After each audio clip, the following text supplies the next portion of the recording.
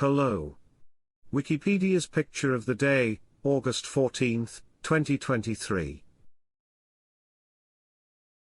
Today's video is about Palace of Assemby. The Palace of Assemby in Chandigarh, India, is a legislative assembly building designed by modernist architect Le Corbusier, forming part of the Chandigarh Capitol Complex, a larger government compound including several other buildings, such as the Secretariat Building and the Palace of Justice. Constructed to serve as the administrative capital for the eastern half of the historic British Indian Punjab province that remained in India after the 1947 partition of India, the compound, along with 16 other globally scattered buildings designed by Le Corbusier, was designated a World Heritage Site by UNESCO in 2016.